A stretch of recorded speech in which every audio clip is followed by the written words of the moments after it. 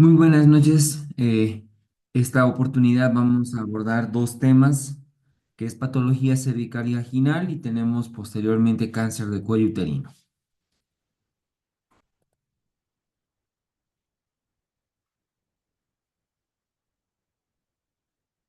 Comenzamos con nuestro caso clínico. Tenemos una paciente de 41 años de edad con antecedentes de Gesta 5, para 4 y AB1.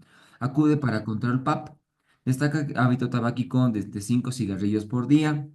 La paciente además refiere menstruaciones irregulares durante los últimos 2 años. El examen físico, la presión arterial 120/80, frecuencia cardíaca 88, temperatura 36,8, abdomen plano blando sin particularidades, destacan puntos ureterales superiores y medios positivos, puño percusión positiva en el lado derecho. El PAP nos reporta con neoplasia intraepitelial grado 2 y presencia de Gardnerella vaginalis. En la ecografía reporta un mioma intramural de 5 por 5 centímetros, ovarios dentro de caracteres normales. La paciente es de profesión agricultora. Podemos ir pensando un poquitito acerca de este caso.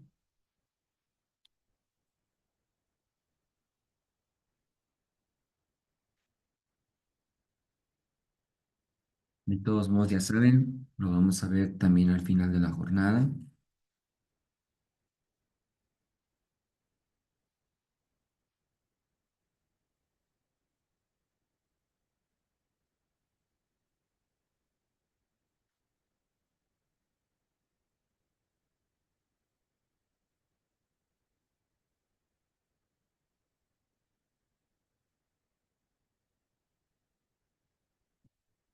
Comencemos con el tema en sí.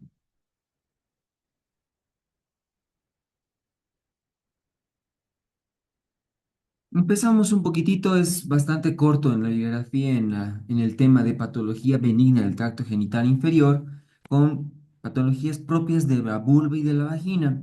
Y nos reporta de que hay la presencia de quistes, que los quistes pueden ser de inclusión, pueden ser los quistes epidérmicos, pueden ser quistes mullerianos, puede haber la presencia de quistes endometriósicos, quistes de Gardner, uroteliales o Bartolino. Es decir, los quistes por lo general tienen una irradiación del tejido subyacente o de la irradiación de un tejido ectópico, como es el caso de los endometriósicos o los quistes tanto de Gardner como los ureteliales. Tenemos tumores benignos de la vulva, que es el papiloma intramural, el papiloma fibroepitelial, el papiloma escamoso y el adenoma tubovelloso, ¿ya? No representan múltiples situaciones malignas, más al contrario, es rara la presentación, pero de carácter benigno, ¿no? Y en la vagina pueden haber otros tipos de patologías o de malformaciones como la presencia de tabiques, malformaciones como septos, ya habíamos visto en la menorrea, síndrome de Rokitansky. Las pacientes con menopausia van a presentar atrofia tanto de la vulva como también de la vagina. Y también lo más frecuentemente en etapa perimenopáusica o posmenopáusica hay los prolapsos. Es más frecuente de la pared vaginal anterior. De todos modos, este tema ya lo vemos, si no me equivoco, el día miércoles. Para todas estas patologías benignas, pseudotumorales y quísticas de la vulva y la vagina, por lo general el tratamiento va a ser quirúrgico, ¿no? Claramente tenemos un absceso de la glándula de Bartolino que ya habíamos comentado en el tema de infecciones de transmisión sexual. Tenemos patologías propias del cuello del útero y tenemos patologías naturales y algunas que se presentan como proceso patológico como tal. Una patología del cervix, ya tenemos que tener en cuenta de que el cuello del útero tiene dos tipos de epitelios, un exo o endocervical, o también llamado escamoso y cilíndrico, o pavimentoso y glandular. Es un detalle muy importante el reconocer estos dos tipos de epitelios porque de aquí radica gran importancia para también entender la patología. En cierto momento de la etapa reproductiva de la mujer, el epitelio, que es es glandular, es decir, el que está dentro del cuellito del útero, empieza a salir hacia afuera. Esto es por una actividad de los estrógenos. Y en algunas oportunidades este epitelio se vuelve de esta manera, ¿no? Un color bastante rojizo, pero sin que haya una patología como tal, ¿no? Que está en relación inclusive a la zona de transformación que la vamos a ver de un momento. A esto se le conoce como ectropion. De todos modos, no es una lesión patológica como tal, pero es muy frecuente encontrarlo en pacientes jóvenes en etapa reproductiva. Aquellas en etapa menopáusica vamos a encontrar atrofia del cuello del útero. Aquí podemos ver un cuello del útero plano, irreconocible la zona de transformación porque prácticamente este epitelio que salía en el caso del ectropio volvió a ingresar y miren, está palidísimo, no se reconoce muy poquitito del cuello del útero, pero es atrófico por la edad. Igual no es patológico y sí es bastante frecuente en pacientes posmenopáusicas en la edad de la vejez. Una patología que sí puede presentarse en la del cuello del útero son los pólipos endocervicales que mantienen una analogía de similitud con los pólipos endometriales. Son tumores de la capa basal de tamaño muy pequeño, ¿no? Pueden llegar a medir máximo el tamaño de un meñique, así de largo, con ese calibre también. Tratamiento quirúrgico. Podemos encontrar casos donde hay endometriosis, ¿no? Aquí podemos ver un foquito endometriósico en el cuello del útero. La cervicitis que ya habíamos visto en los temas pasados con mucopurulenta, destacar a clamidia, gonorrea, puede hacer también un poquito tricomoniasis, la cervicitis mucopurulenta. Y tenemos lesiones que son un tanto menos frecuentes como la leucopaquia, la hiperplasia del cuello del útero, los quistes de Nabot. Si bien este no es patológico, porque la mayor parte de las veces es solamente quistes de engrosamiento de la capa glandular del cuello del útero y salen en el cuello del útero, así como este de acá abajo, una, una masa pequeñita de color blanquecino amarillento, pero igual no es patológico.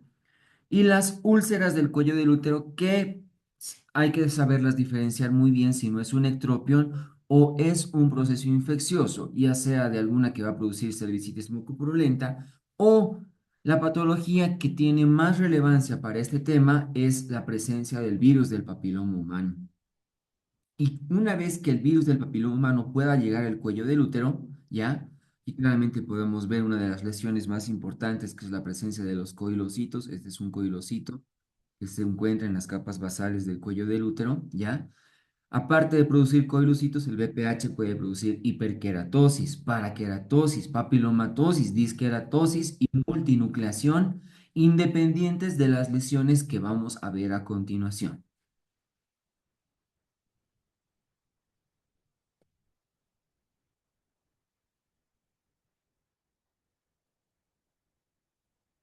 Es imprescindible entender un poquito acerca primordialmente del virus del papiloma humano. Pertenece a la familia Papillomaviridae.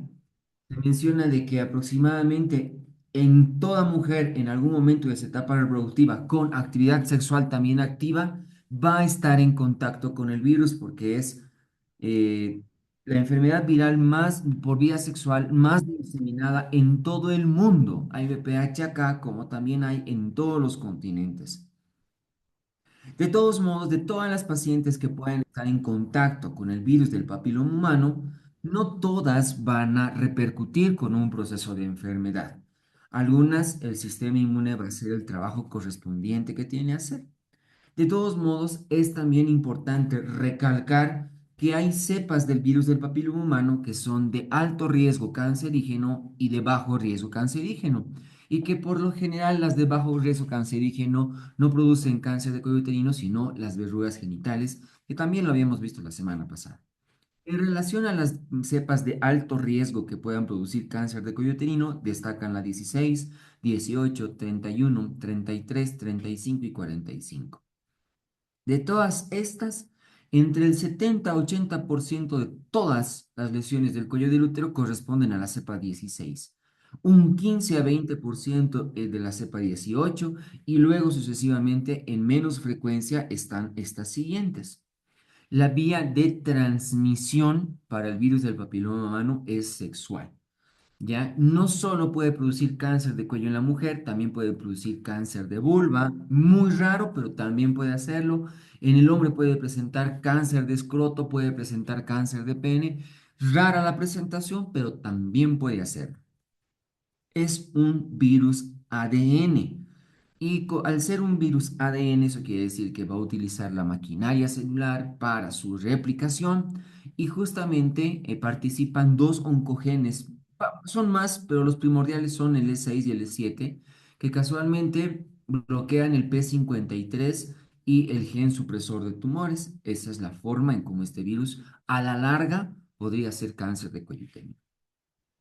Aquí podemos ver una fotografía de un corte histológico del cuello del útero, donde podemos distinguir las capas que tiene el cuello del útero y en algunos casos, bueno, no es tan clara, pero se podrían ver las células más típicas que ocurren bajo la infección del virus del papiloma humano, que son los coilocitos, como lo habíamos visto en la diapositiva pasada.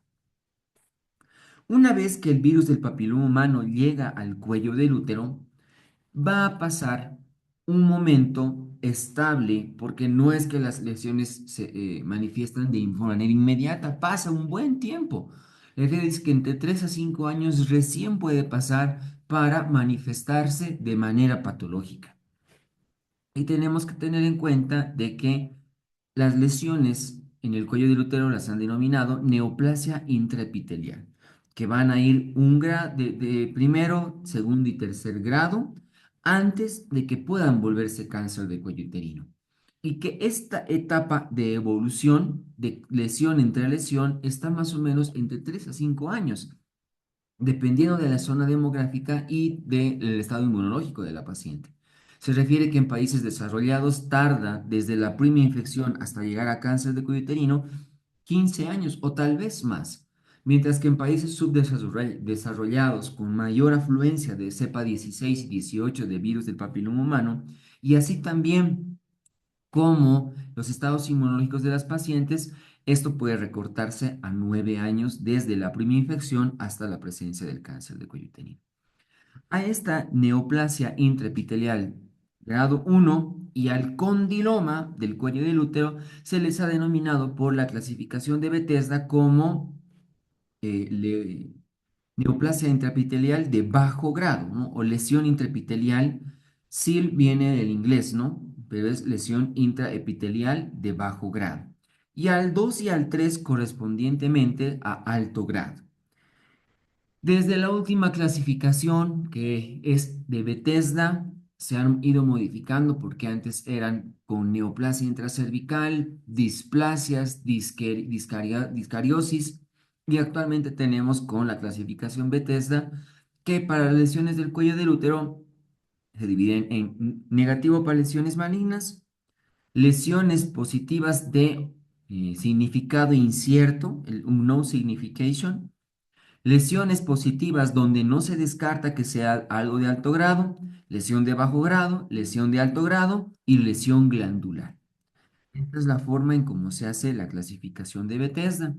Y dentro de los estudios que la virografía y hasta el día de hoy siguen siendo de rutina y los más importantes, porque antes de la etapa del Papa Nicolau, las pacientes llegaban ya con cáncer de cuello uterino establecidos y había que hacerles prácticamente la histerectomía, y muchas las veces con altas tasas de mortalidad. Pero desde la introducción de la técnica de Papa Nicolau, ya sea con espátula de aire o con cepillo endocervical, la bibliografía dice que el cepillo es mucho mejor, pues las tasas de cáncer de cuello uterino han ido disminuyendo de manera considerable. Además de solicitar Papa Nicolau, se puede utilizar citología en medio líquido o lo que está y actualmente también es la norma hacer Papa Nicolau más un test para HPV que sea de DNA. La bibliografía sugiere la captura de híbridos como lo más utilizable para hacer. Todavía en la actualidad se sigue utilizando. ¿En qué grupo etario deberíamos hacer Papa Nicolau para el diagnóstico entre los 30 a 65 años de edad? Pacientes adolescentes o de menos años tendría que ser en función a los factores de riesgo que los vamos a ver más adelante. Otro estudio de vital importancia es la colposcopía. Y para que me entiendan un poquito de en qué consiste la colposcopía, voy a volver a relatar lo que les decía hace un momentito, que el cuello del útero tiene dos tipos de epitelio, exocervical, endocervical, o escamoso cilíndrico o pavimentoso glandular, ¿ya? Tal vez es más utilizado escamoso y columnar desde el punto de vista logístico, ¿ya? Entonces, en algún momento de la etapa reproductiva de la mujer, este epitelio columnar, por efecto estrogénico, invade parte del epitelio escamoso, ¿no? Aquí podemos ver una línea escamo-columnar que era original y luego, por el efecto estrogénico, se irradia y hace una nueva unión escamo-columnar. El espacio entre la primera unión y la segunda unión es un espacio de metaplasia, de cambio de la histología de este epitelio. A esto se le denomina zona de transformación. Es muy importante tener en cuenta esta zona de transformación porque esta es la zona donde al virus del papiloma humano le gusta hacer los procesos infecciosos, ¿ya? Entonces, una vez que tenemos en cuenta la anatomía, decir que la colposcopía es un estudio de imagen magnificada, se aprecia como si fuera con un macroscopio y se puede ver el cuello del útero con dicha celularidad. El hecho de que podamos ver siempre la zona de transformación es una colposcopía satisfactoria. El hecho de que no podamos verla sería insatisfactoria y había que buscar otras alternativas además como el de grado endocervical o inclusive la misma biopsia, ¿ya? Para la colposcopía, además, es imprescindible la aplicación de dos sustancias. Una se llama ácido acético y la otra se llama test de Schiller. Cuando se aplica ácido acético, las lesiones sospechosas tienden a tener una coloración blanquecina, mientras que en el test de Schiller, que es la aplicación de Lugol o de yodo puro, es al revés. Lo que no se pinta es lo patológico, ¿no? Por eso es que el Lugol reacciona ante el glucógeno y las células epiteliales escamosas que tienen buena cantidad de glucógeno están bien, por lo tanto reaccionan a la tinción, mientras que aquellas células que no tienen glucógeno, que ya entre comillas están infectadas por virus del papiloma humano, no reaccionarían al Lugol y no se pintarían. De modo de que si se pinta es zona yodo negativa, si no se pinta es zona yodo positiva, ¿ya? Es la forma en cómo se hace la colposcopía. Y una vez de que tengamos la posibilidad y la sospecha de una lesión por estas vías, lo ideal es además tomar una biopsia de esa zona. Y una vez que mandamos la patología nos puede reportar que se llama confirmando una neoplasia intraepitelial grado 1, grado 2 y grado 3. En el grado 1, perdón, se va a alterar la capa basal escamosa, es decir, un tercio y el basal del cuello del útero. En la neoplasia intraepitelial grado 2 se va a alterar dos tercios del epitelio y la neoplasia intraepitelial grado 3 va a haber una alteración total del epitelio con posibilidad de alteración además de las glándulas cervicales. Hay que tener en cuenta de que esta lesión es precursora para el adenocarcinoma in situ, que ya es un infiltrado del estroma en relación a las células. La idea es siempre evitar este detalle. De ahí radica que el Papa Nicolau, la técnica de captura híbrida o la técnica de la colposcopía, la principal función es detectar precozmente las lesiones precursoras del cáncer de cuello uterino para no llegar a ese detalle o a ese diagnóstico. Una vez que tenemos en cuenta la fisiopatología, tenemos en cuenta cómo hacer el diagnóstico y las lesiones, tenemos que tener en cuenta el tratamiento. Y en el tratamiento, la bibliografía nos dice que hay dos perspectivas de tratamiento. Los tratamientos ablativos, ¿ya? Que son locales, y los tratamientos escisionales, que son, entre comillas, pseudoquirúrgicos o de retiro de una parte del tejido. En los tratamientos ablativos, que por lo general son más sugerentes para una neoplasia intraepitelial grado 1, se encuentran la crioterapia, la electrofulguración tanto por láser como también por coagulación y la termocoagulación. Aquí podemos ver cómo se ve un cuello del útero cuando se hace crioterapia. Igual se quema el cuello del útero, pero se hace con temperaturas ultra bajas. Los tratamientos escisionales tenemos de tres tipos: el cono frío, el cono LIP y el cono láser.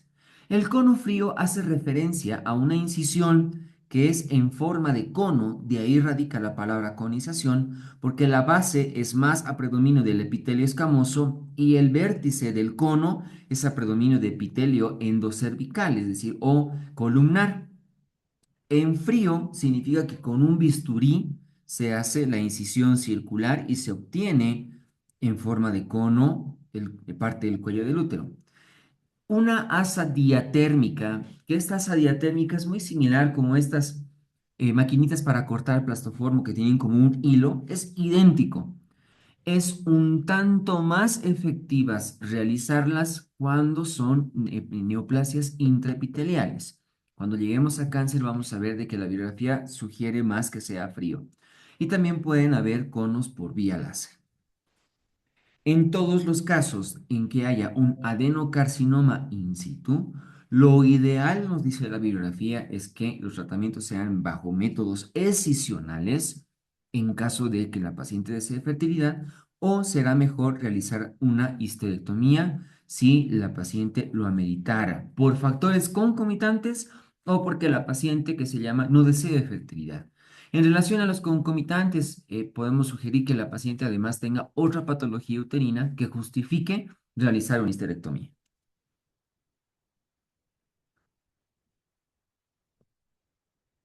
Bien, doctores, repasemos nuevamente nuestro casito clínico para este tema. Tengo una paciente de 41 años de edad con antecedentes de Gesta 5, para 4, AB1. Acude a control prenatal, destaca hábito tabáquico de 5 cigarrillos al día. La paciente además refiere menstruaciones irregulares durante los 2 últimos años. Presión arterial, frecuencia cardíaca y temperatura aparentemente normales. Abdomen sin particularidades, pero sí destaca puntos ureterales superiores y medios positivos. Puño percusión positiva al lado derecho. Se le hace Papa Nicolau y el reporte que nos da es de una neoplasia intraepitelial grado 2 y el cultivo vaginal tiene presencia de Gardnerella vaginalis. Hay un mioma intramural de 5 por 5 centímetros en la ecografía, ovarios de características normales. La paciente tiene profesión agricultora. ¿Qué piensa? ¿Qué opina?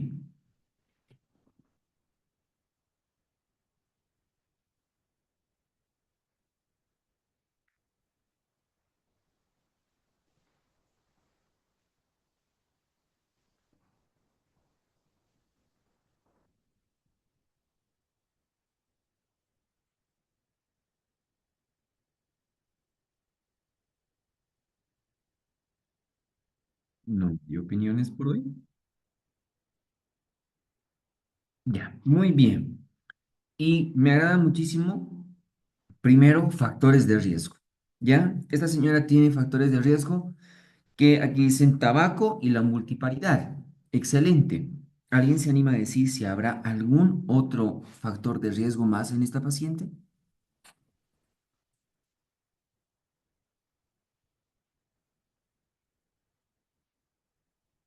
Estoy totalmente de acuerdo. Hay una opinión que dice, además habría que realizarle a esta paciente colposcopía más biopsia. La edad que tiene la paciente, al no ser una paciente adolescente, lo ideal es que cada vez que se encuentre una lesión de alto grado, se tiene sí o sí que hacer colposcopía. ¿Ya? Test de HPV, bueno, sería para solicitarle. Muy buena la idea. Menstruaciones irregulares en factores de riesgo.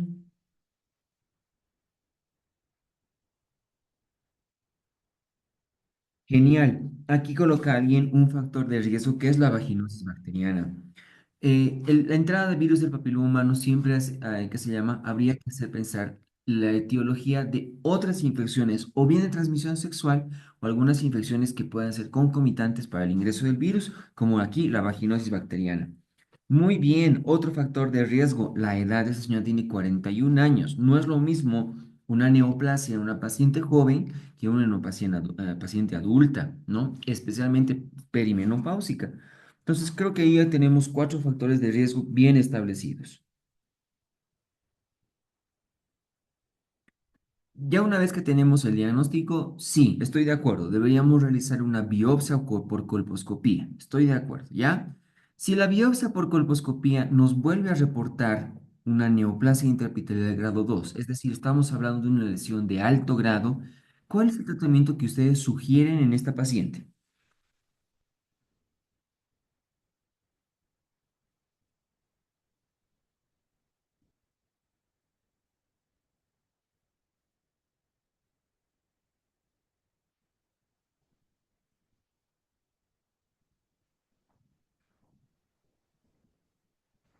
Genial. Método ablativo. Método decisional. Nos vamos a ir por más método decisional. Estoy de acuerdo con ese detalle. Dos puntos. Sí, yo creo que la primera alternativa podría ser entreconización, aunque ahí tengo un factor concomitante como para la posibilidad de la otra técnica quirúrgica, que sería histerectomía, porque la paciente a la par tiene miomas, ¿no? Podría ser ese detalle. Estoy de acuerdo, ¿no? Yo creo entre cono e histerectomía es lo mejor para ofrecerle a esta paciente. Entre estas dos, no voy a decir que no a la conización, me voy a inclinar un poquito más por la histerectomía por el mioma que tiene esta paciente.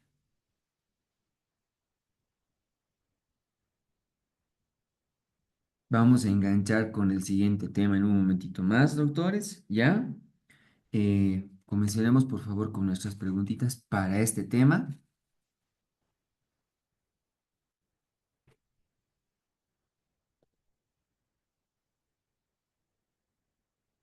¿Cuál es el tratamiento empírico más común para la cervicitis causada por Clamidia trachomatis? Metronidazol, fluconazol, doxiciclina, ceftriaxona o el aciclovir.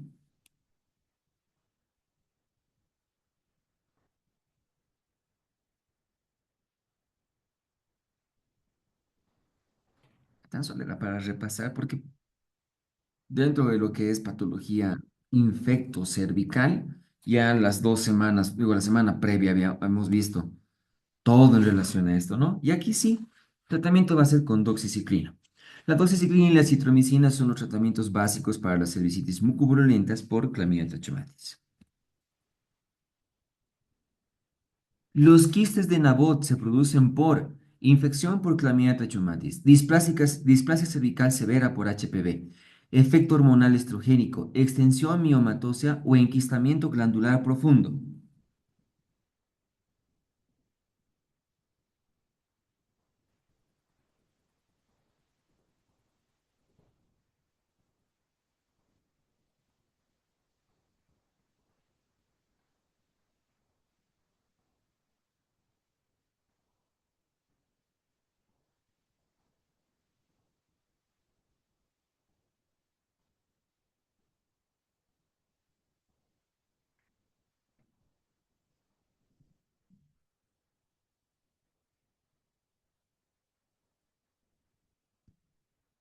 Ay, Electro. ¿no serán los últimos que yo he puesto? Bueno, la verdad no sé si será lo último que se haya puesto, pero vamos a volver a nuestra pregunta. Este que se llama tanto el ectropion como la atrofia y los quistes de Nabot no son patologías, doctores, ¿ya? No son, no es algo patológico. Recordemos ese detalle. Entonces, aquí la respuesta es enquistamiento glandular profundo, ¿verdad? Enquistamiento glandular profundo. Los quistes de Nabot se originan por un enquistamiento de elementos glandulares profundos en la zona de metaplasia de la zona de transformación. ¿Ya?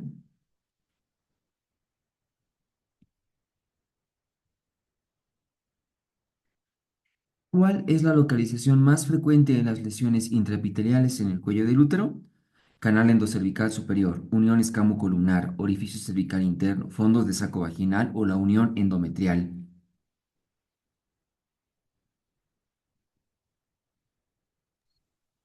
La B,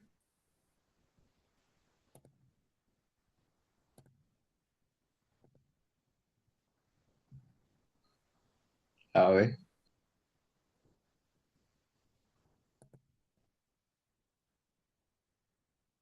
Puedes escribir.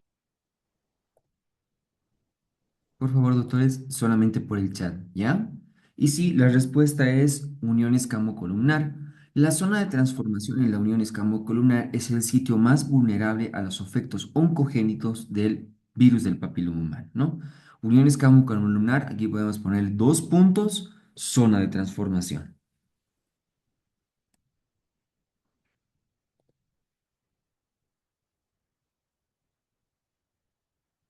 ¿Qué hallazgo en la citología cervical sugiere una lesión interepitelial escamosa de alto grado?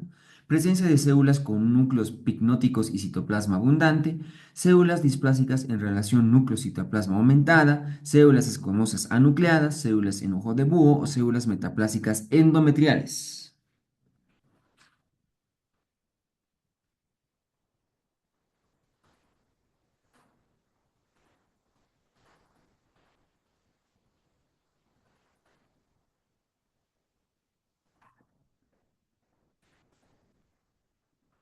Bueno, algo que no lo había comentado. Una vez que el virus del papiloma humano llega al epitelio desde el basal de los queratinocitos, hace coilocitos y todo lo demás, la lesión se caracteriza porque por lo general lo que crece es el núcleo de la célula y conforme va avanzando a los tercios va creciendo cada vez más la célula, ¿no? Digo, el núcleo de la célula. Por lo tanto, sí, aquí la respuesta es células displásicas con relación núcleo-citoplasma aumentada. Crece harto el núcleo. Las alteraciones nucleares marcadas, como el aumento de la relación núcleo-citoplasma, son típicas de las lesiones de alto grado.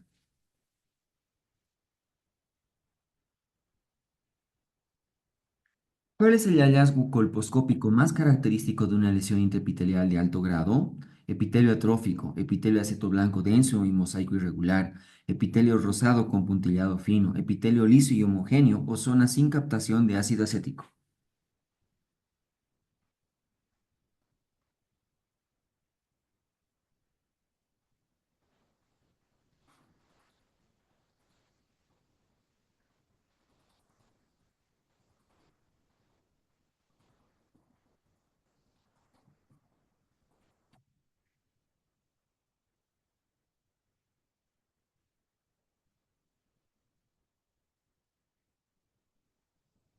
Sí, la respuesta es epitelio aceto blanco denso y mosaico irregular.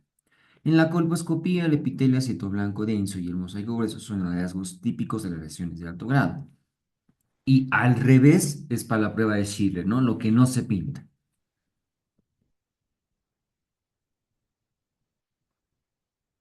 ¿Qué lesión cervical se considera equivalente al carcinoma in situ? Neoplasia intraepitelial 1, 2, 3, lesión escamosa que no se descarta algo de alto grado o una lesión glandular.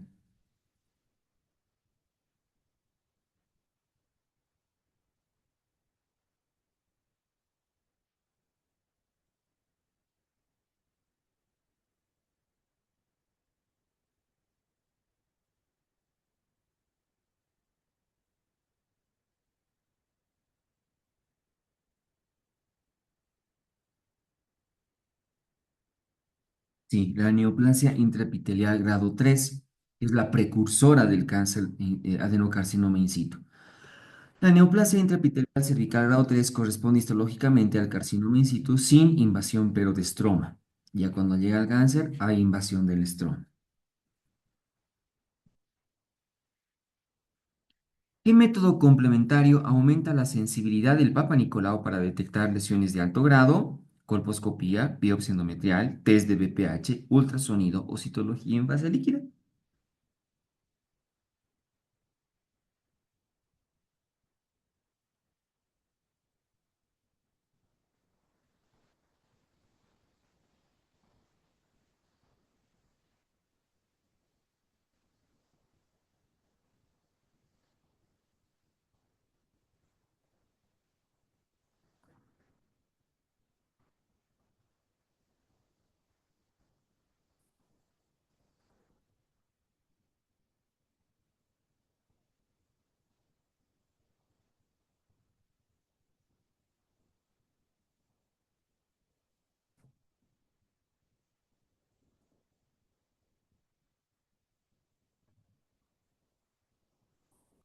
Test de BPH.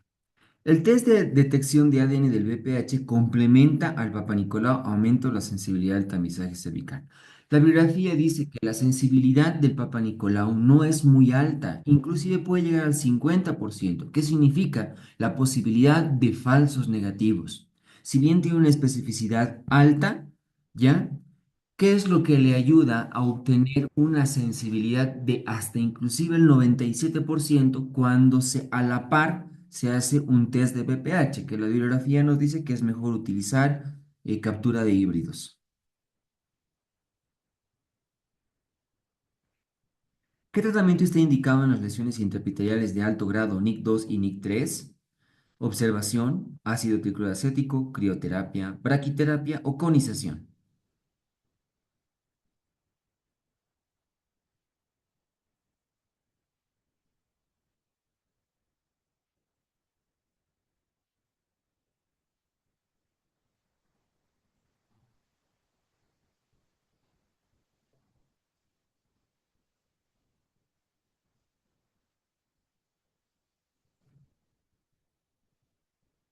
Si hablamos como para alto grado, tiene que ser un método escisional, conización.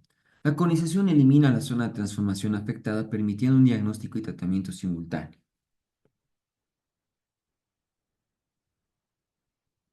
¿Qué hallazgo citológico indica una lesión intraepitelial escamosa de bajo grado? Células glandulares con atipia, coilocitosis, células gigantes nucleadas, hipercromatismo nuclear severo o pérdida completa de la maduración celular.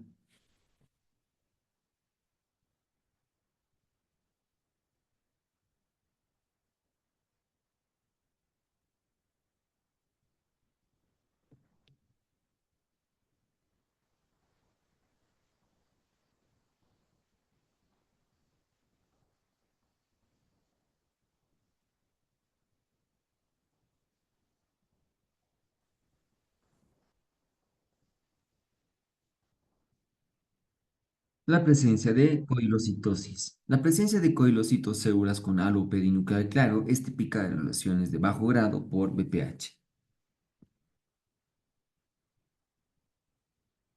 ¿Cuál es la conducta más adecuada ante una citología con resultado de ASC-US? Test de BPH de alto riesgo, repetir citología en 3 años, histerectomía, conización o crioterapia.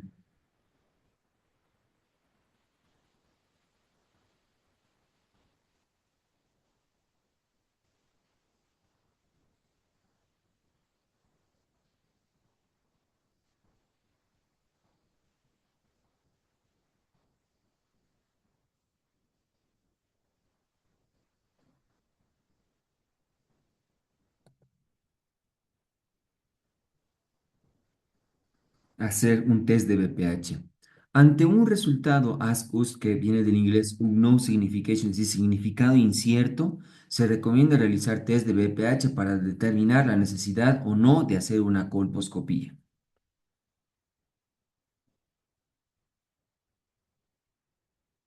¿Qué criterio histológico se observa en la neoplasia intraepitelial de grado 3?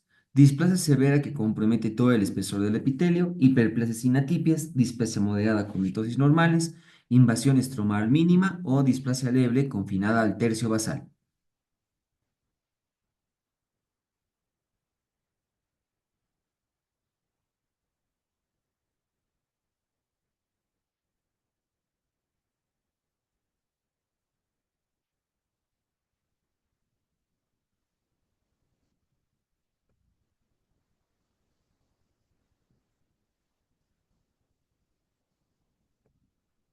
La respuesta es la A, displasia severa que compromete todo el espesor del epitelio.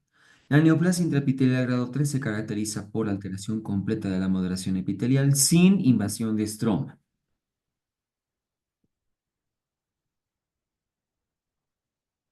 ¿Cuál es el comportamiento esperado de una lesión intraepitelial de bajo grado en adolescentes? Progresión rápida a cáncer, regresión espontánea en la mayoría, necesidad de conización inmediata, braquiterapia profiláctica o invasión a estructuras vecinas.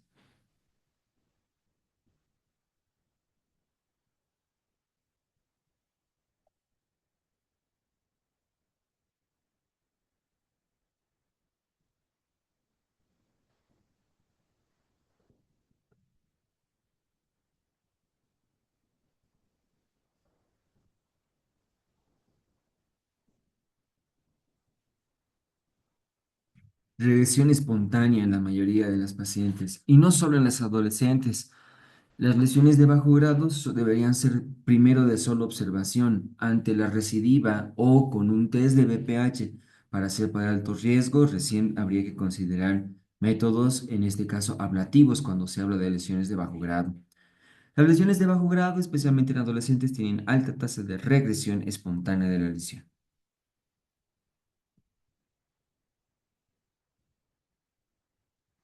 ¿Qué técnica de tamizaje permite detectar ADN viral del HPV? Citología convencional, colposcopía, captura de híbridos, tensión Gram o biopsia excisional.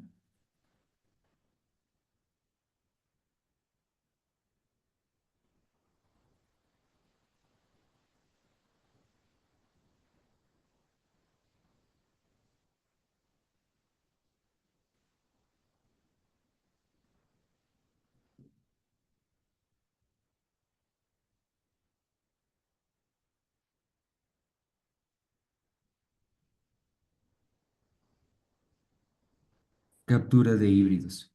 La captura de híbridos permite detectar ADN del VPH de alto riesgo en muestras cervicales.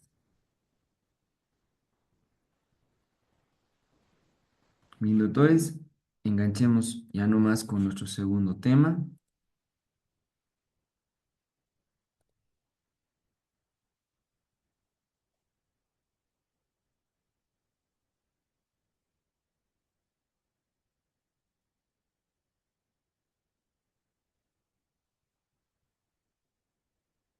Una vez que hemos entendido todas las lesiones premalignas del cuello del útero, hay que tener en cuenta de que esta puede evolucionar a cáncer de cuello uterino.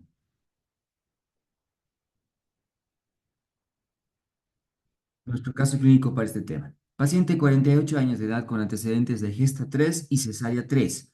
Diagnóstico de hipertensión arterial sistémica desde 5 años en tratamiento actual con losartán. Papá Nicolau hace 15 años no refiere el resultado. No acude a consulta ginecológica por presentar sangrado genital en escasa cantidad de mal aroma posterior a la relación sexual. Signos vitales, perdón, doctores, aquí quería colocar 130/90, me falta uno. Frecuencia cardíaca 88 latidos por minuto, 37.3. A la especuloscopía se ve una masa exofítica de 2 por 2 centímetros a expensas del orificio cervical externo, de bordes sangrantes y de tejido friable. Se hace los estudios, destaca leucocitos de 10.500, una creatinina 1.3 miligramos sobre decilitro y la glicemia está en 98 miligramos sobre decilitro. La ecografía reporta una masa de 2.5 centímetros de bordes mal definidos en el cuello del útero. La paciente es personal de lavandería.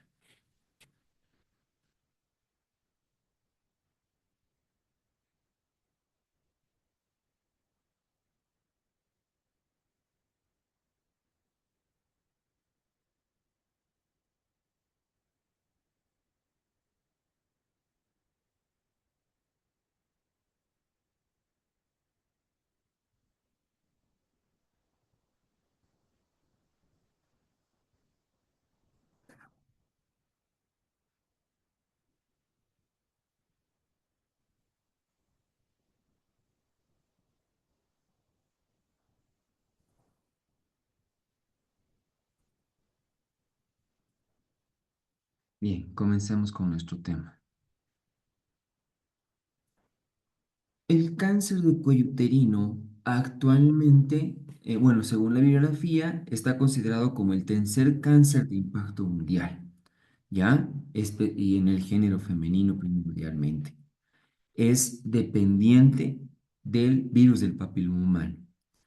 Pasaron muchísimos años para poder aislar la cepa del virus del papiloma humano que podía causar cáncer de cuello uterino, ya que esta patología carece de tener una condición heredofamiliar y genética.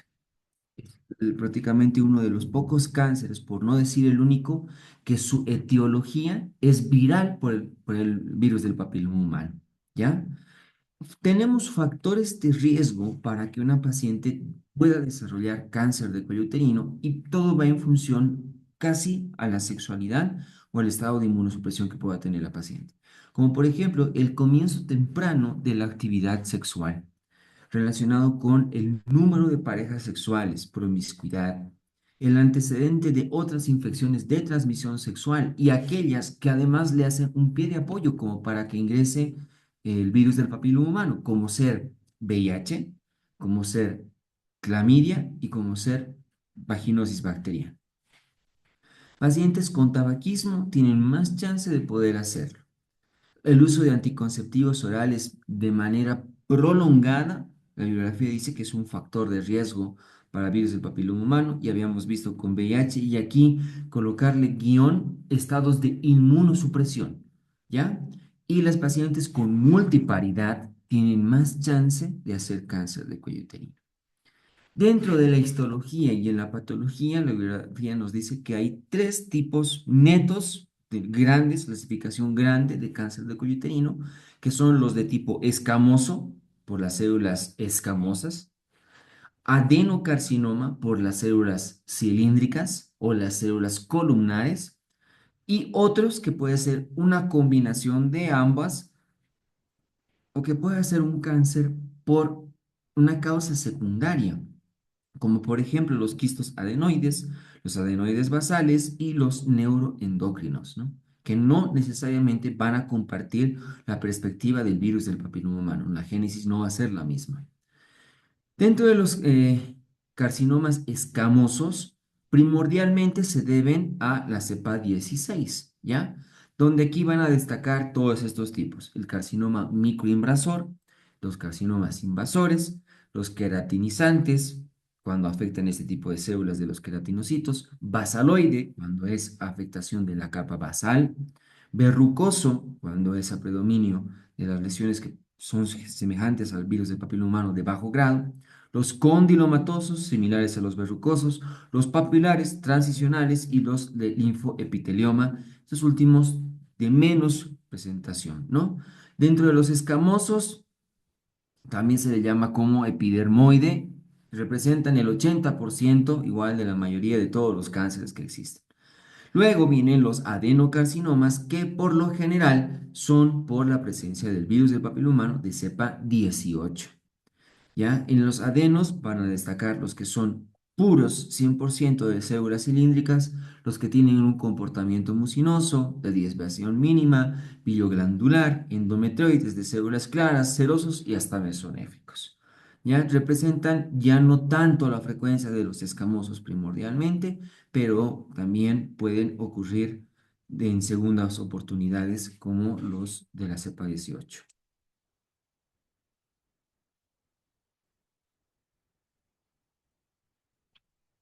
Una vez de que, pasado varios años de que una paciente tiene una lesión intraepitelial, primero de bajo grado, evoluciona a alto grado y que sin la medida de tratamiento, que se llama evolucione a carcinoma in situ, hay que tener en cuenta de que esa lesión puede tener una diseminación. Y hay tres formas de diseminación. Una es la infiltración directa, que si bien no es de la más frecuente, pero es la que más aprovecha el virus del papiloma humano para hacer sus primeras lesiones. ¿Ya? La infiltración directa va a hacerlo en todo el cuerpo del útero, puede afectar vagina, ya sea en su tercio superior o el tercio inferior, o los parámetros, ¿no? La infiltración es totalmente directa.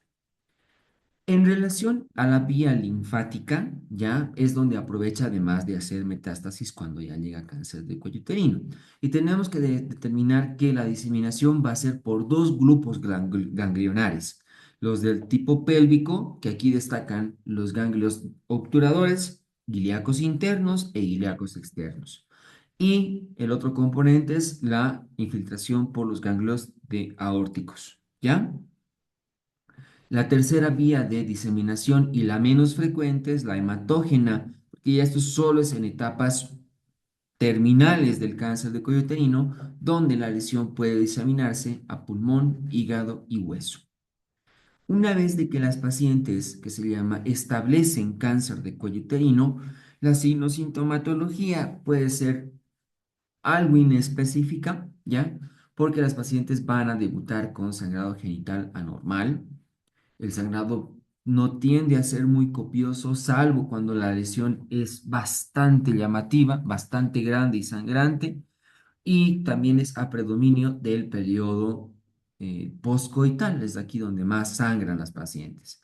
Puede haber la presencia de un flujo genital y el flujo genital y con el sangrado se caracterizan por la presencia de fetidez bastante llamativa. El flujo genital suele ser de tinte sanguinolento, ¿ya? Las pacientes pueden presentar dispareunia y dependiendo del grado y de la extensión de la lesión del cáncer de cuello uterino pueden haber síntomas compresivos. Si fueran hacia recto puede haber la presencia de constipación. Si fuera hacia uréteres puede haber, incluso vejiga, puede haber disuria. Si comprometiera, que se llama planos musculares, ciatalgia. Pueden haber la presencia de edemas por bloqueo de la vía linfática, perforación de la vía linfática con salida de débito purulento por algún lugar de salida. Es muy frecuente en las zonas inguinales y puede haber obstrucción venosa y linfática que corresponde al edema y a la perforación. Hay que tener en cuenta de que mientras más temprano se diagnostique esto, que es obviamente mejor en lesiones premalignas, pero si llegase ya al caso de un cáncer, mientras más temprano se diagnostique este cáncer, va a ser más favorable, porque la etapa de curación de la etapa uno del cáncer de cuello uterino puede llegar a ser del 90%, una tasa de sobrevida del 90%. La etapa 2 de 60 a 80%. La etapa 3 ya solo del 50% y en la etapa 4 la tasa de sobrevida es menos del 30%.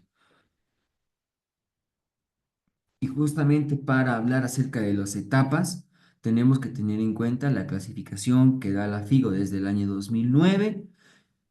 A la fecha hay ligeras variantes, pero mantiene esta forma de hacer la clasificación, que es etapa uno, que por lo general la lesión se va a extender solo hacia el cuello del útero, ¿ya?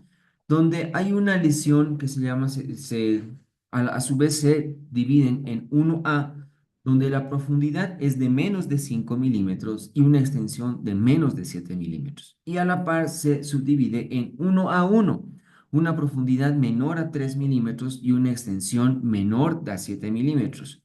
Y en la 1A2 la profundidad es entre 3 a 5 con una extensión de 7 milímetros. En el 1B es mayor que la 1A, donde 1B1 es menor a 4 centímetros y 1B2 es mayor a 4 centímetros. Esta lesión puede pasar a etapa 2, donde la etapa 2 es no hay una infiltración importante a pared pélvica o hacia el tercio inferior de la vagina. ¿Qué quiere decir? Que puede sí estar afectado los dos tercios superiores de la vagina. En el 2A no hay afectación de parametrios, ¿ya? Y más o menos se subdividen casi igualito que en la etapa 1, donde el 2A1 es una masa menor a 4 centímetros y el 2A2 tiene una lesión mayor a 4 centímetros. En la 2B sí ya hay invasión parametrial. Este es un detalle bastante importante, no solo para el valor de la clasificación, sino para el valor terapéutico, que ya lo vamos a ver más adelante. ¿No? Prácticamente se los digo. De aquí para arriba, tratamiento quirúrgico. De aquí para abajo, tratamiento quimiorradial, con posibilidad tal vez de tratamiento quirúrgico, pero primordialmente es radioterapia y quimioterapia.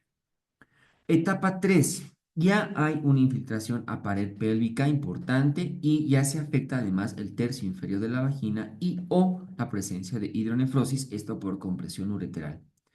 En la 3A está afectado el tercio inferior de la vagina, pero no hay una infiltración de la pared pelviana. En el 3B ya hay una afectación de la pared pélvica y o la presencia de hidronefrosis. En la etapa 4 hay la extensión más allá de la pelvis. 4A, diseminación de órganos subyacentes y 4B, diseminación de órganos distantes. En los órganos subyacentes destaca vejiga, recto primordialmente y puede ser intestino.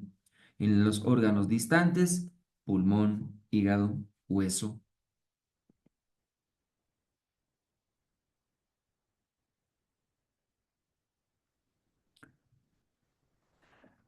Una vez que tenemos en cuenta la datación, tenemos que hablar de consideraciones importantes del tratamiento. En los estadios 1, 1A, 1B y hasta el 2A hay chances importantes de tratamiento quirúrgico. ¿Cuáles son los tratamientos quirúrgicos probables? Primero, el cono frío. Aquí le da mucha más relevancia al cono frío cuando ya se habla de cáncer de cuello uterino como tal, no la lesión premaligna. ¿Qué características tiene que haber para la posibilidad de hacer un cono frío? Que haya márgenes críticos, es decir, que estemos bien seguros de la delimitación de la lesión, ¿ya? Que sea microinvasión, que no haya una lesión macroscópica, que haya una discrepancia entre el Papa Nicolau y la colposcopía, ¿no? Además, el cono siempre a la par de tratamiento funciona como diagnóstico, la falta de observación de la zona de transformación y la ausencia de afectación del canal endocervical, ¿no? Si tenemos esto, hay buenas chances de poder hacer un cono frío en un cáncer de cuello uterino. La otra alternativa terapéutica es la traquelectomía. ¿En qué consiste la traquelectomía? Es extirpar todo el cuello del útero y unir el útero con la vagina propia. Inclusive en la traquelectomía se termina inclusive seccionando el tercio superior de la vagina. Esto sirve para pacientes que desean tener fertilidad, mas sin embargo, una posibilidad de embarazo con alta tasa de posibilidad de prematurez, porque al no haber cuello del útero, la zona se puede volver muy insuficiente de la unión del útero con la vagina y puede haber la presencia o bien de aborto espontáneo o de parto prematuro. Las condiciones para realizar una traquelectomía, que lo ideal siempre que ya se hace un tratamiento más que se llama excisional profundo, siempre debe acompañarse de linfadenectomía. Lo vamos a ver de todos modos más adelante. Para traquelectomía deberíamos tener una lesión menor de 2 centímetros, la presencia de solamente ganglios pélvicos, solamente locales, que no haya compromiso del espacio linfovascular, ¿no? Que se llama, se pueda realizar con control posterior y que las pacientes tengan un consentimiento informado. Bien importante esta técnica quirúrgica, muy rara utilizar. Y la otra técnica quirúrgica es la histerectomía, que ya vamos a ver que hay varios tipos de histerectomías. ¿Ya? Donde en la histerectomía también se debería realizar siempre linfadenectomía en todo cáncer de cuello uterino, ¿ya? Y que se llama, bueno, que sea con métodos quirúrgicos importantes, ¿no? Como la traquelectomía y la esterectomía. En la esterectomía, al ser un procedimiento más excisional, más de resección, siempre hay que tener en cuenta el cuidado del uréter, porque el cáncer de cuello uterino puede afectar o distorsionar la anatomía y puede haber la posibilidad de sección de este órgano, se puede formar una fístula y las pacientes se complican considerablemente, ¿no? Lo mismo ocurre con la vejiga y los nervios que inervan tanto las zonas parametriales como la vejiga como tal. La principal clasificación para la histerectomía es la clasificación de Piper, que habla de 5 tipos de histerectomías. Una es la histerectomía abdominal total, ya más la presencia de una sección paracervical, todos los órganos subyacentes, donde no se toca uréter, ya no se lo ni siquiera rechaza nada. La histerectomía tipo 2 es una histerectomía abdominal total más paracervical y además de la sección de los paramétrios. Ya está en relación alrededor del útero, retirar todo lo que haya ahí, ya, pero tampoco es que seccionamos o divulsionamos estructuras subyacentes de relación. El tipo 3 es igual a una histerectomía con la sección de los paramétrios y los paratocolpos. En la tipo 4 hay una histerectomía con estos mismos valores y además lo ideal es reseccionar la arteria vesical. ¿Ya? Esto es por la infiltración hematológica que pueda haber. Y en el tipo 5 es una histerectomía del mismo modo con todos los parámetros anteriores, más la posibilidad de sección de afectación del uréter y formar un neo, una cirugía bastante radical, y implantar de nuevo el uréter que está quedando a la vejiga, ¿no? Son cirugías bastante complejas. ¿Qué podemos realizar para hacer un estudios pretratamiento que son de vitales importancias? Primero, estudios de gabinete, hemograma, pruebas de función renal, pruebas de función hepática. La bibliografía dice de que hasta antes de la aparición de los estudios de imagenología completos como la tomografía y la resonancia magnética, se hacía urogramas excretores, colonoscopías, cistoscopías, que siguen teniendo relevancia actualmente cuando pensamos en irradiación, pero los estudios que actualmente más nos dan luces son la tomografía, la resonancia magnética. Una mención especial en función a la tomografía, que cuando queremos ver la posibilidad de ganglios es mejor hacerla con positrones activados, ¿no? Y también le puede ser de vital importancia la biopsia del ganglio centinela. Se denomina ganglio centinela todo ganglio mayor a 1 centímetro que sea diagnosticado por técnicas de imagen y que se pueda biopsiar para la posibilidad de su característica patológica.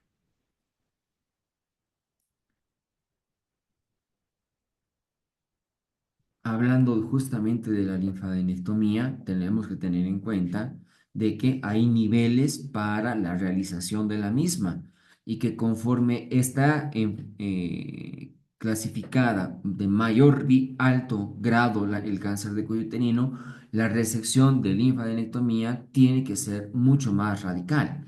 En un nivel 1 se deberían seccionar los ganglios ilíacos externos e internos. En un nivel 2 los ilíacos comunes.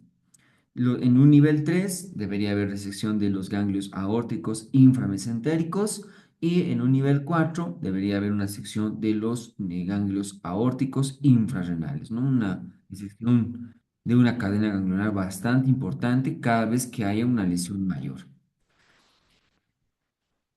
La clasificación de Piver para la histerectomía radicaba en que su error era, o el percance que se tenía con esta clasificación es que no aparentaba o no detallaba muy bien la anatomía, ¿no? Por eso es que tenemos la otra clasificación de Oloms que dice que la histerectomía es en 4. Tipo A, donde se secciona además del útero el paracervix y se tiene que sacar al menos 10 milímetros de vagina. El tipo B es un paracervix con tejido conectivo, es decir, que no se toquen vasos o nervios que estén alrededor. Y en un tipo B, en el paracervix graso, donde sí aquí están las estructuras vasculares y además de cadena ganglionar paracervicales. La histerectomía tipo C, que además de sacar el útero, retira el paracolpos y retira además entre 15 a 20 milímetros de vagina, es decir, 2 centímetros. A su vez se clasifica subclasifica en C1 con conservación de la inervación y en el C2 hay un paracervix total donde además se seccionan los nervios.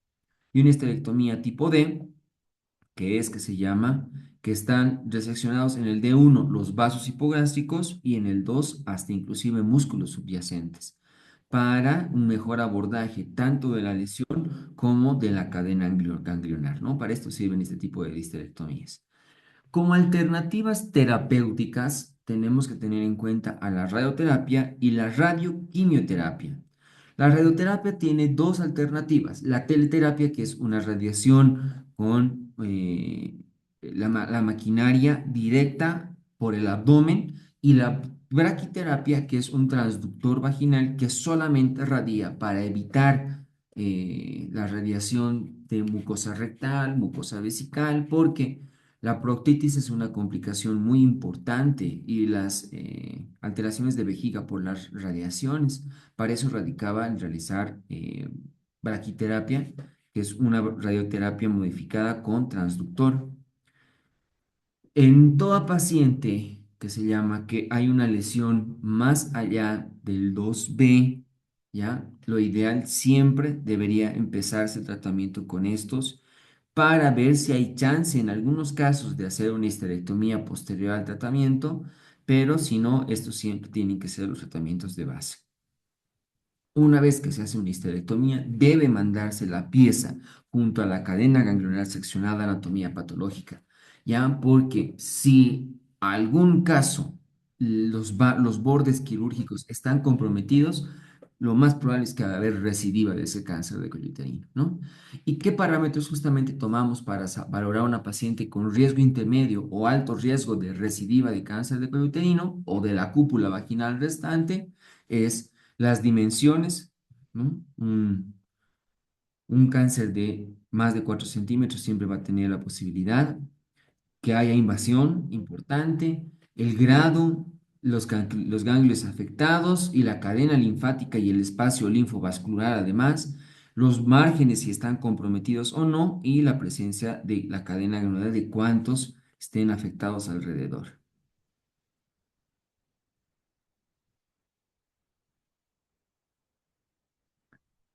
Y también la bibliografía nos sugiere el tratamiento por etapas.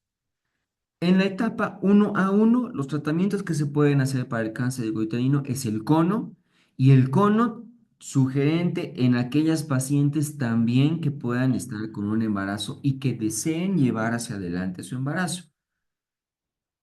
La edad gestacional de mejor alternativa para hacer un cono es entre las 12 y 20 semanas. No se ha demostrado de que el embarazo intensifique la evolución de la enfermedad cancerígena, pero muy probablemente el bebé sale y se aprovecha inmediatamente para realizar la histerectomía. Inclusive en casos de embarazo dice que hay una ligera posibilidad de poder utilizar quimioterapia porque hay algunos agentes que no alterarían de manera primordial al producto, pero es importante que no mucho tiempo después de instalada la quimioterapia, lo ideal sería interrumpir la gestación.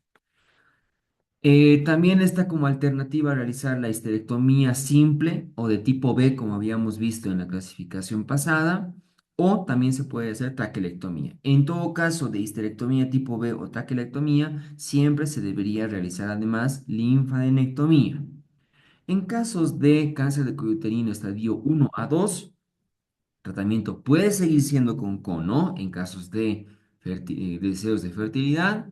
La histerectomía que se llama puede ser simple o de tipo B, puede haber traquelectomía, pero la principal variedad aquí es que ya se puede empezar además a hacer braquiterapia. Estadios 1B1, histerectomía que puede ser B2 o C, traquelectomía, cualquiera de estas dos, con linfadenectomía o el inicio también con braquiterapia. Estadio 1B2, radioquimioterapia, quimioterapia más histerectomía o histerectomía tipo C más radioterapia. Esas son las alternativas quirúrgicas en el estadio 1B. 1B2, perdón. 2A1, histerectomía, que lo ideal es C, ¿ya? Además puede ser teleterapia más braquiterapia o radioquimioterapia a la par. Estadios 2A2 y el 2B, quimioterapia más una posibilidad de histerectomía más radioquimioterapia, ¿no? O de una empezar con radioquimioterapia. Estadios 3 tanto A y B como en la 4A, radioquimioterapia. Y en los estadios que se llama 4B, perdón, aquí está mal, es ya radioquimioterapia paliativa nada más.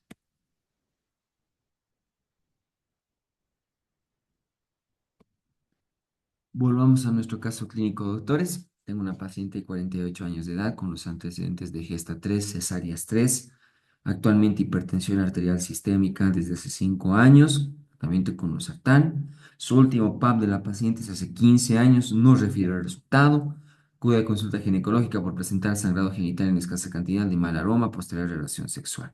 Examen físico destaca una presión 130/90, cardíaca y temperatura normal. A la especuloscopía y una masa esofítica de 2 por 2 centímetros a expensas del orificio cervical externo de bordes sangrantes y tejido friable.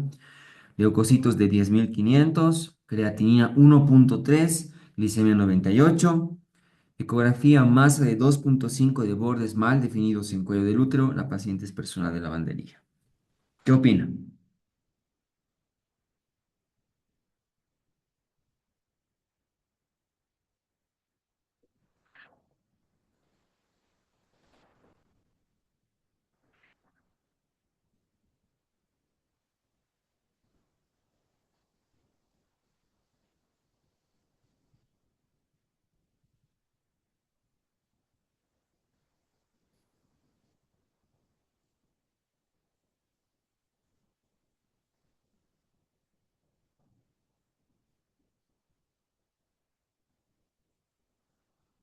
Ya. ¿A quién establece? Factores de riesgo primero. La edad, más que la multiparidad, porque los otros son 3 cesáreas, la multigestación, ¿ya? Que está en relación a la paridad. No, no hay diferencia porque fuera parto, cesárea, estamos aquí, vamos a decirlo, ¿ya? Su último Papá Nicolau hace 15 años, es cierto, y no tenemos el resultado. Es una paciente que no ha hecho tamizaje para lesiones premalignas durante más de 15 años, vamos. ¿Ya?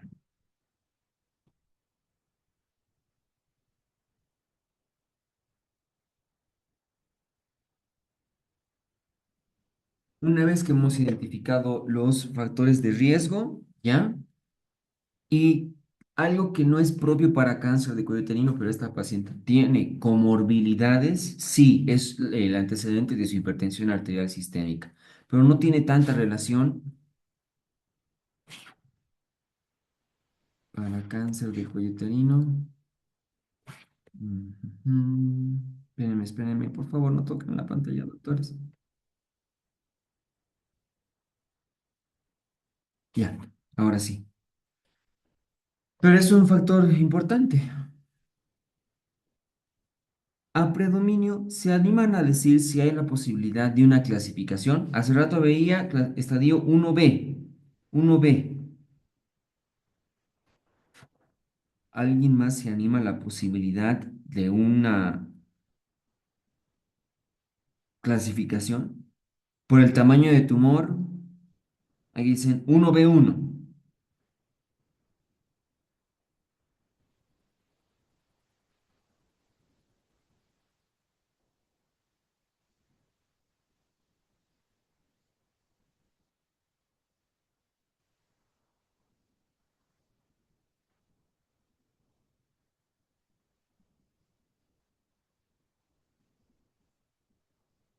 El 1B1 es menor a 4 centímetros. Aquí alguien propone 1B2.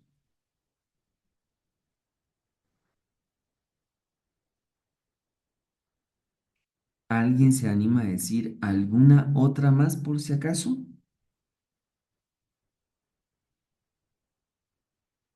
Alguien dice 2A1.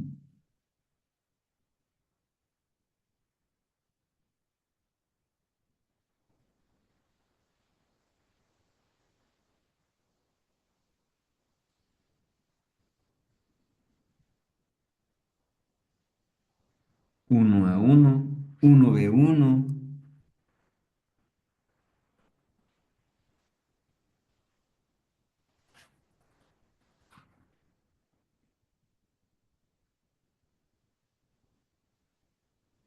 ¿Alguien, uno más por si acaso? Ahí, en este caso clínico, ¿hay alguito más que les llame la atención como para la datación? Exacto. Alguien ya creo que está pensando, digo, en de que hay un factor que sí nos llama la atención.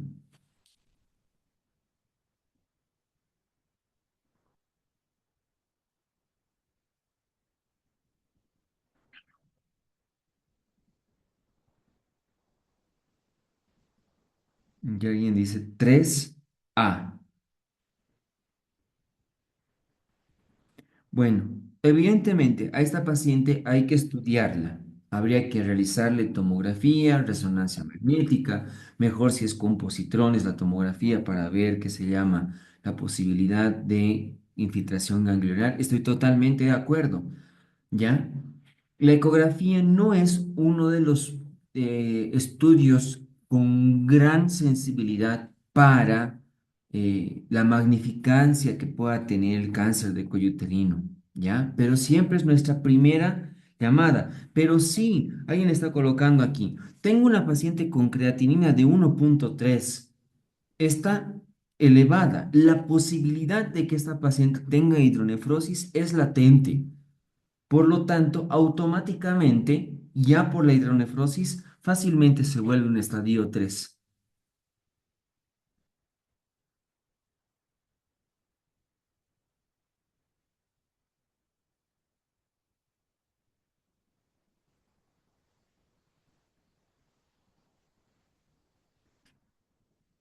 Bien, doctores, comencemos con nuestras preguntas.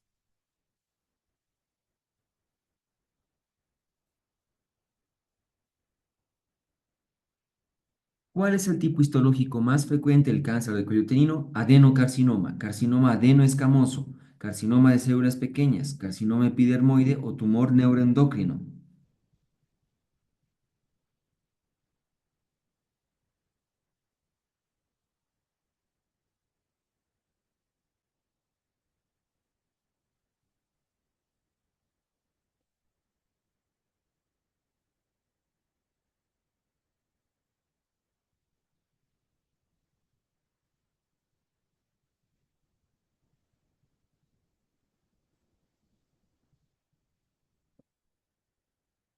Tal vez aquí lo que faltaría es el cambio de palabra, ¿no?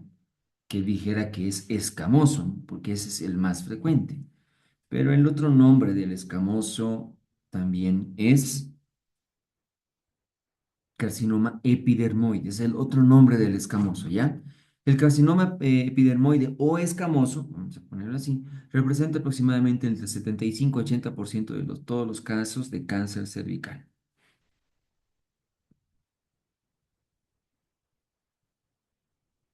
¿Cuál es la característica principal del estadio 1B1 del cáncer de cuello uterino según la FIGO?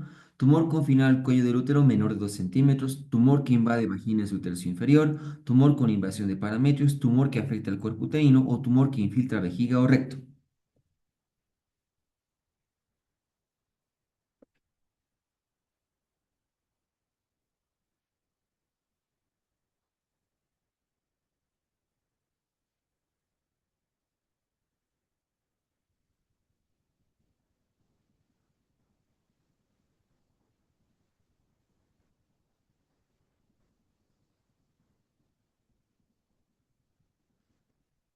Sí, tumor confinado al cuello del útero menor a 2 centímetros. El estadio 1B1 se refiere a tumores invasores clínicamente visibles confinados al cuello del útero y de menos de 2 centímetros de diámetro.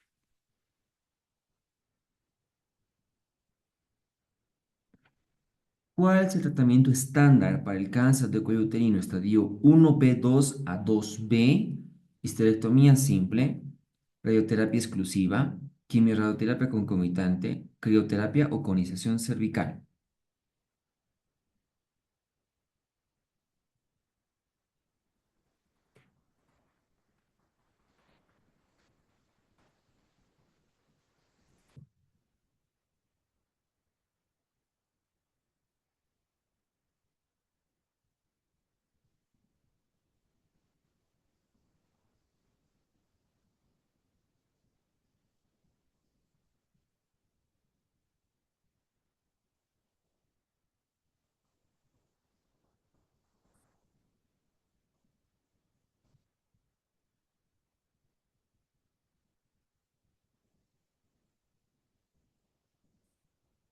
En ese tipo de pacientes ya, bueno, voy a ponerlo así, doctores, a ver dónde está.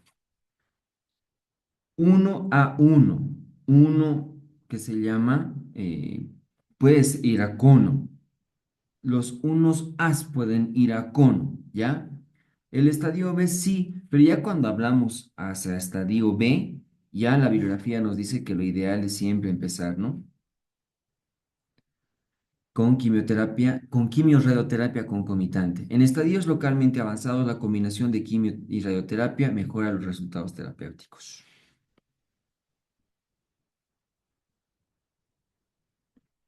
¿Qué complicación puede presentarse tras radioterapia pélvica por cáncer cervical, hipertensión arterial, hipotiroidismo, osteoporosis, trombosis venosa profunda, fibrosis vesical y proctitis?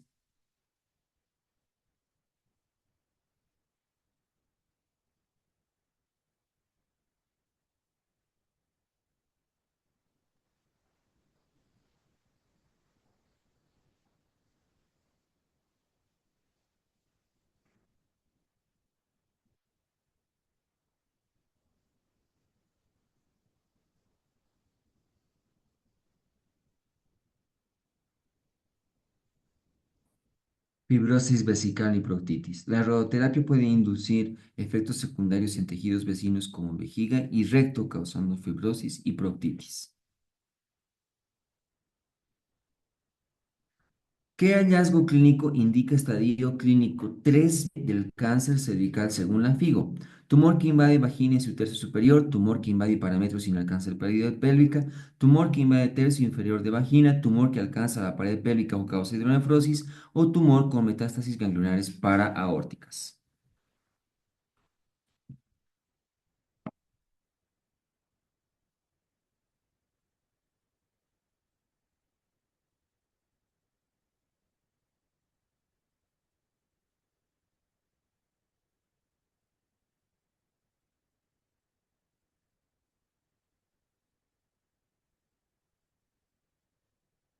Y esta está. Tumor que alcanza la pared pélvica o causa hidronefrosis. La extensión tumoral a la pared pélvica o la obstrucción ureteral con hidronefrosis corresponde al estadio 3B.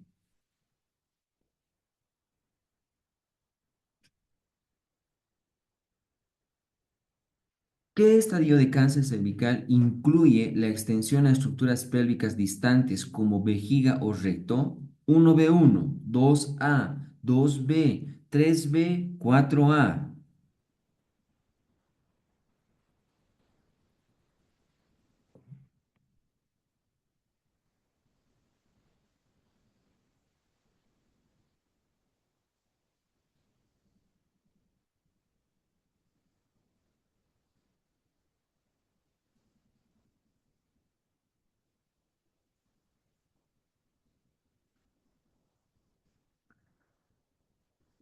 El estadio 4A implica extensión a órganos adyacentes como recto vejiga sin metástasis a distancia. Cuando es B, metástasis a distancia.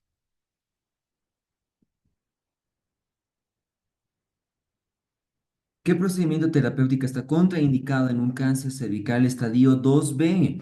Radioterapia externa, quimioterapia con cisplatino, colonización cervical, braquiterapia o histerectomía radical más linfadenectomía.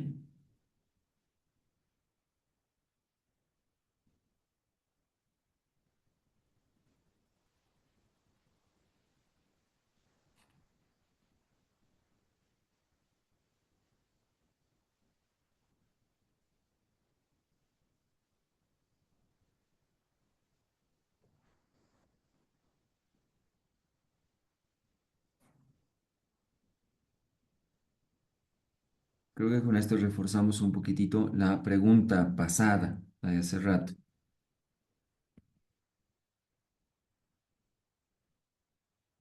Aquí ya no podríamos realizar conización en un estadio 2B, ya no. En el estadio 2B con invasión parametrial, la conización está contraindicada optándose por quimio-radioterapia.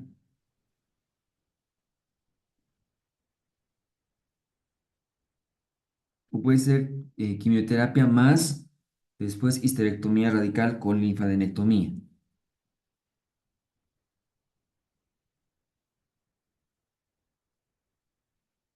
¿Qué hallazgo indica estadio 2A según la FIGO? Tumor confinado al cuello del útero, invasión del tercio inferior de la vagina, invasión del tercio superior de la vagina sin compromiso parametrial, afectación de los parametrios o compromiso de ganglios linfáticos.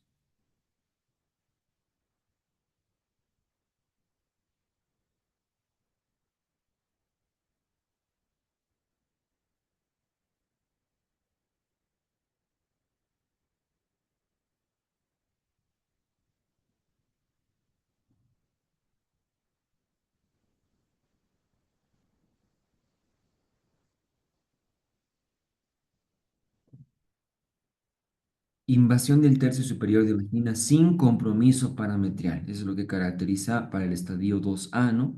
Implica extracción vaginal sin afectar parametrios.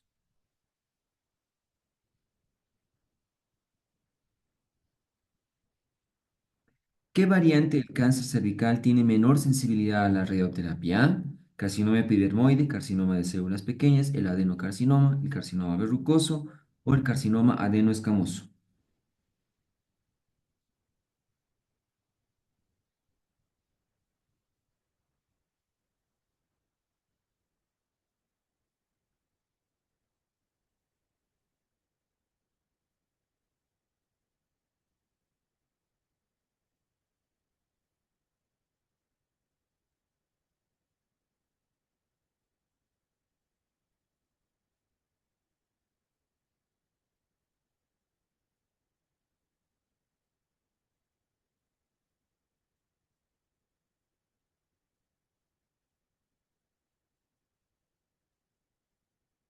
El adenocarcinoma, cuando es glandular o de células columnares, es ahí donde el adenocarcinoma tiene una respuesta menor a la radioterapia en comparación con el carcinoma escamoso.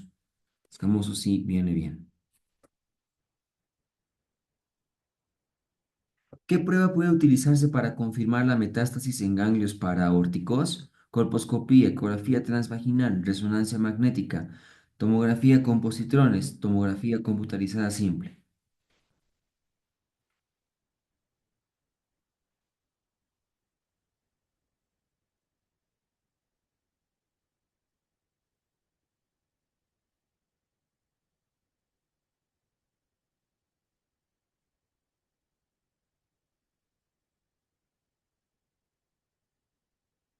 La tomografía con positrones permite detectar actividad metabólica elevada en los ganglios sospechosos de las metástasis.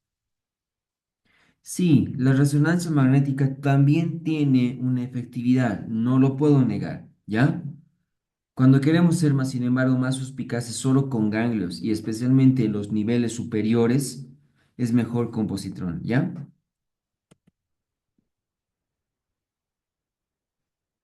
¿Qué función tienen las oncoproteínas E6 y E7 del BPH en la carcinogénesis cervical? Supresión del P53 y gen supresor de tumores, activación de receptores hormonales, inhibición de la angiogénesis, inducción de la apoptosis, estimulación de la metaplasiafía computarizada, perdón.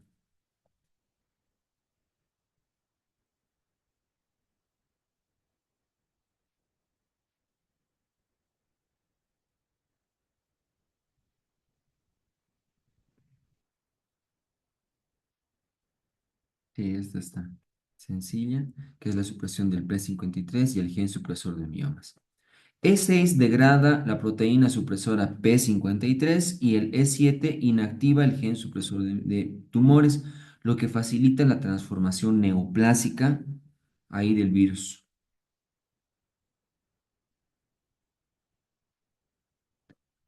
La edad gestacional para realizar CONOLIP en una paciente con cáncer de cuello uterino es 6 a 8 semanas, 12 a 20 semanas, 24 a 28 semanas, 32 a 36 semanas o en el periparto.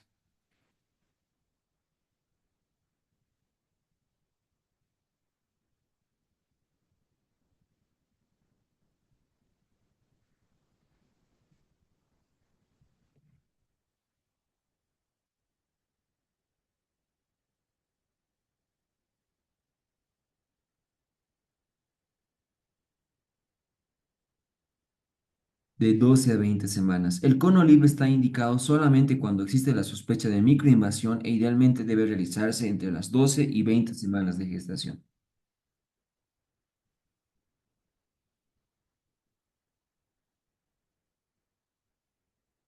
Los ganglios aórticos inframesentéricos pertenecen al nivel 1, 2, 3, 4 o 5 de los ganglios.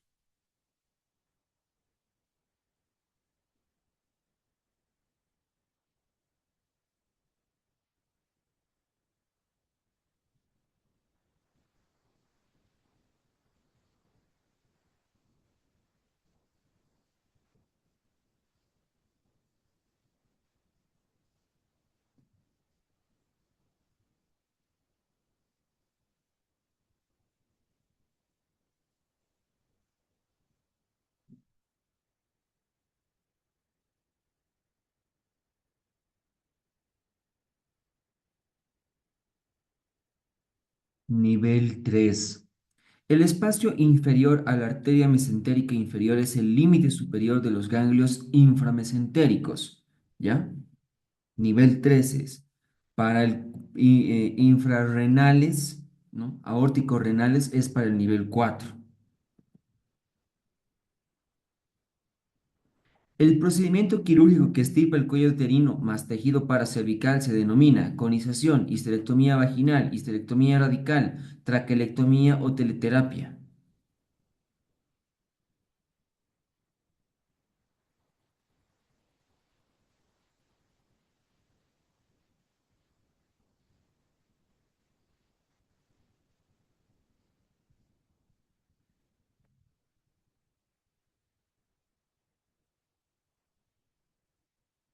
Traquelectomía. Este procedimiento comprende la resección total del cuello uterino, tejido paracervical y hasta inclusive el tercio superior de la vagina por vía vaginal. Por vía vaginal tiene que ser la cirugía.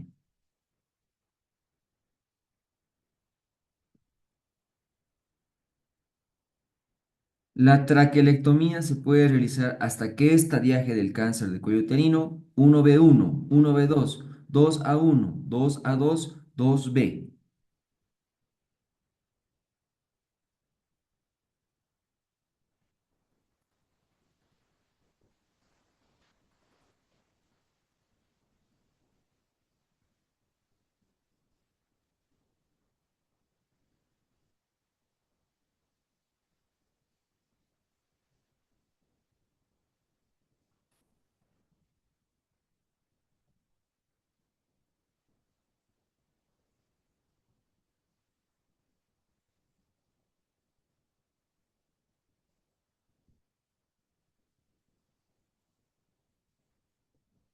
Solo hasta el estadiaje 1B1 está en su bibliografía, doctores.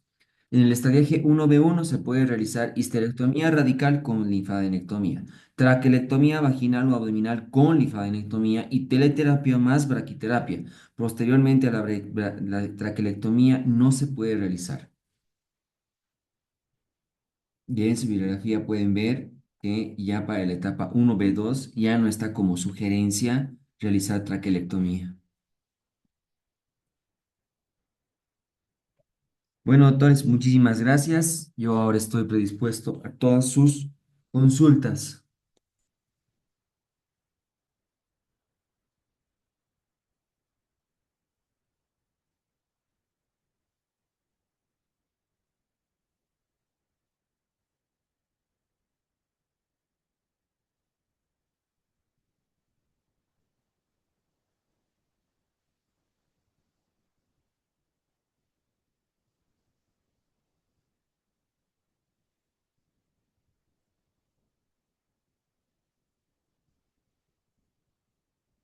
Sé que son temas pesados, doctores.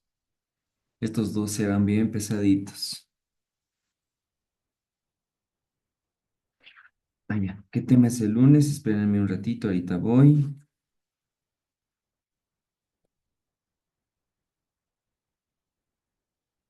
Ahorita voy, ahorita voy, ahorita voy. Si no me equivoco, es climaterio y menopausia. Sí, este lunes vemos climaterio y menopausia.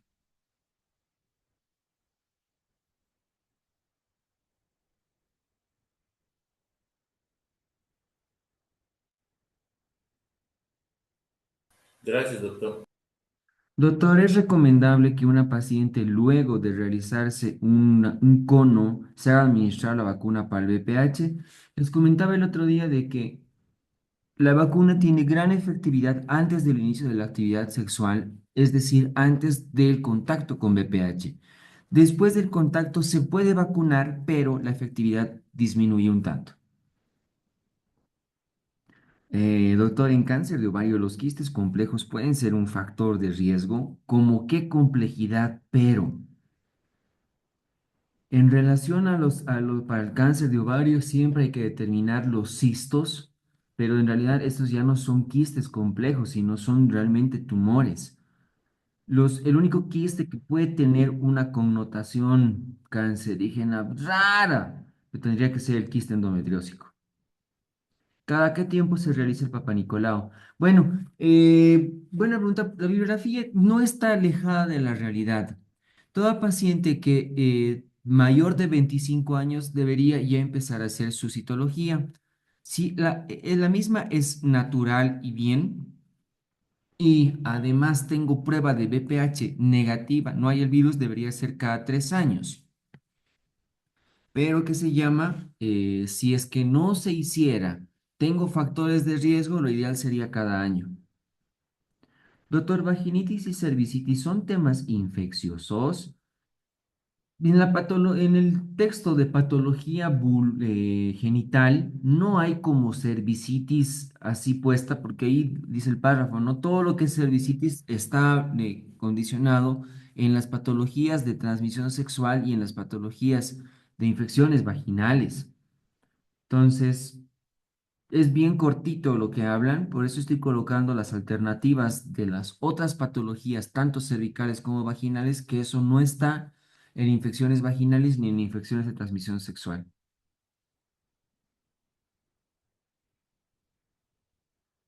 Doctor, para la menopausia en la biografía hay una parte fisiológica y otra patológica. Lo ideal sí aprendan los dos, si no, no van a entender bien lo patológico.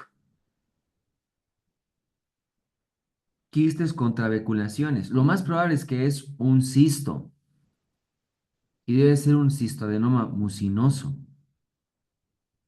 Es importante, que se llama mejorar el diagnóstico tal vez de esa pacientita para saber si hay posibilidad de cáncer. Doctor, disculpe, el climaterio y menopausia solo sería el capítulo 10, o sea, son 4 páginas. No, creo que es un buen tanto más. Déjenme revisar.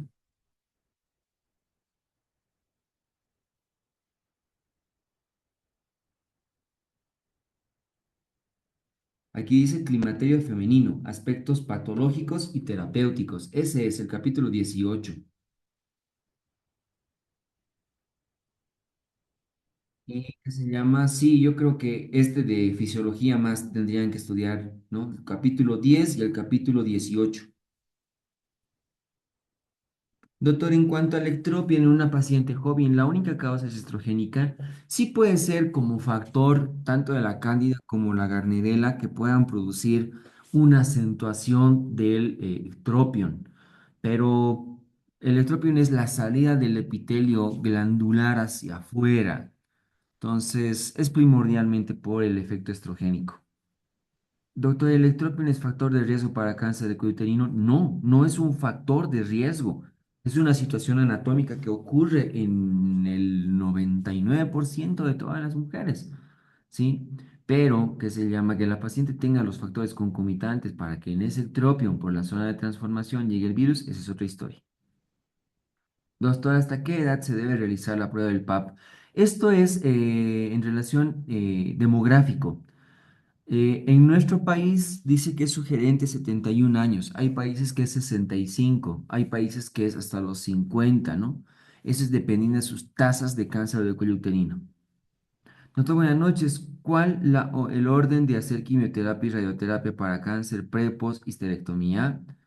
Bueno, ¿qué se llama? En estadios más avanzados, lo ideal es siempre pensar con quimiorradio antes de una posibilidad terapéutica quirúrgica. En estadios más iniciales sí se puede hacer primero que se llama quirúrgico y luego una perspectiva quimiorradioterapia. Doctor, en NIC2 con conización, ¿cómo se debe hacer el seguimiento y por cuánto tiempo? Ah, buena pregunta. Se llama no solo para las neoplasias intraepiteliales, sino también para cáncer, dice, ¿no? El seguimiento debería ser a los 3, 6 y 12 meses. Para las lesiones premalignas, yo sugiero ya no es pasar ese 3 meses, sino tal vez al 6 y luego después cada año de manera regular.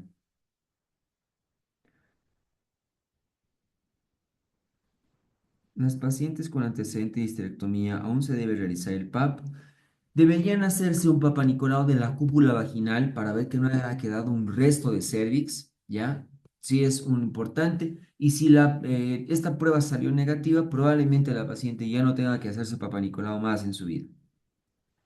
Doctor, para el diagnóstico de VPH serotipos cancerosos se debe usar otro método más junto con el Papa Nicolau. Es que el Papa Nicolau no me va a dar la presencia del virus, me va a dar solo la consecuencia, lesión o por lo menos la presencia de coilocitos. La única prueba para VPH, bueno, las únicas pruebas para VPH son las de DNA, captura de híbridos, que se llama genotipificación, PCR.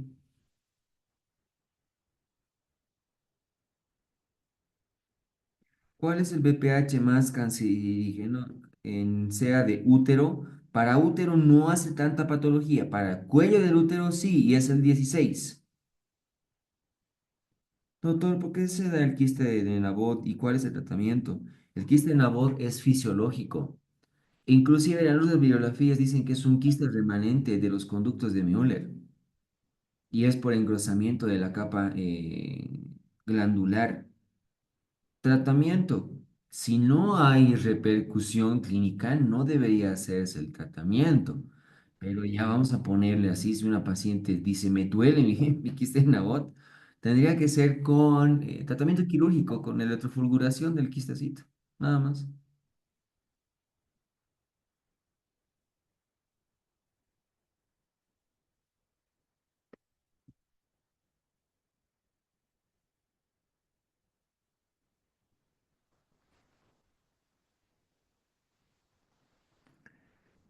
Ya prácticamente desde lunes, miércoles y sábado es nuestra última semana, doctores. Ya se acaba ginecología.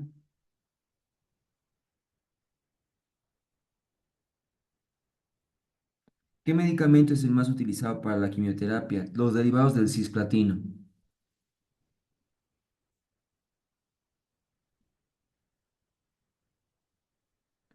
Lo más probable es que sí va a haber luego el repaso intensivo, que va a ser previo a las semanitas del examen, ¿ya? Lo más seguro es que sí.